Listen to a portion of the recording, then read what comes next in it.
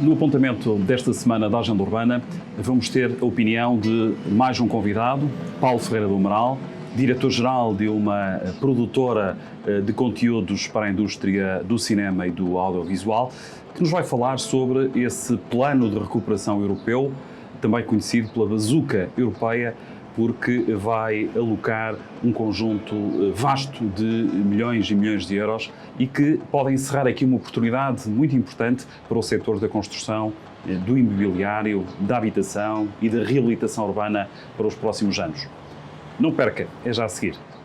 No momento em que vos falo, a União Europeia decidiu, numa decisão histórica, na minha opinião, apoiar os países da União Europeia com fundos na forma de subvenção ou até de empréstimos a taxa de juro bonificada, todos os países, e em particular aqueles que foram mais profundamente afetados por esta crise resultando da pandemia do coronavírus, ou se quisermos, de Covid-19. Com efeito, por efeitos do confinamento e também do impacto que esse confinamento teve na economia, houve Estados europeus, uns mais do que outros, que sofreram bastante, em particular territórios e pessoas em que a pandemia, de facto, obrigou ao fecho e, portanto, a um sem precedentes abaixamento da atividade económica. Nesse mesmo momento que vos falo, ainda não temos uma decisão do Conselho Europeu em relação a esse pacote de ajuda aos países europeus.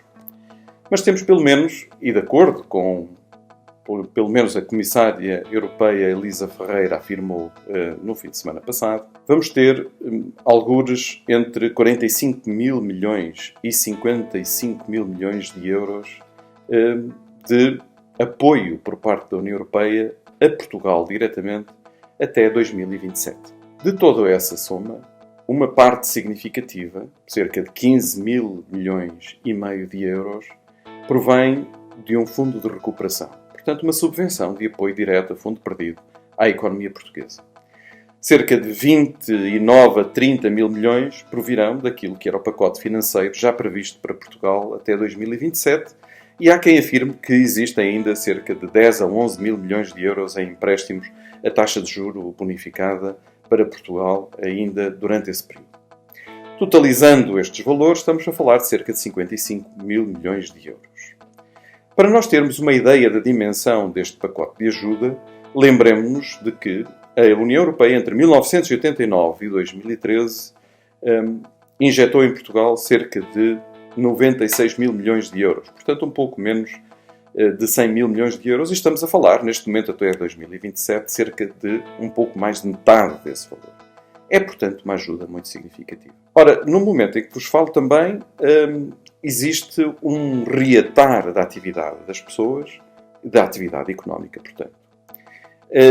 Alguns temas têm vindo a ficar, se calhar, um pouco menos relevantes nesta altura de pandemia.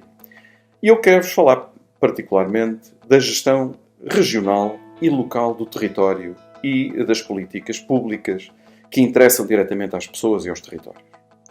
No momento em que se fala, por exemplo, de decisões centralizadas numa empresa participada maioritariamente pelo Estado, como é o caso da TAP, e em que o poder local, o poder regional e até o poder nacional, na figura do Primeiro-Ministro e até do Presidente da República, se manifestam contra decisões centralizadoras, no momento em que nós verificamos também que, em termos epidemiológicos, a região Lisboa e Val do Tejo é muito diferente da região Norte e as incidências de novos casos são diferentes no tempo, é a altura também de perguntarmos e de voltarmos a colocar na mesa se haverá coragem política para falar de novo de tomadas de decisão a nível local e a nível regional para a gestão dos fundos públicos que serão aplicados a nível regional e a nível local.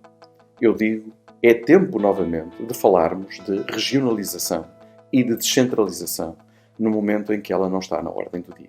Voltemos a falar em regionalização e em descentralização.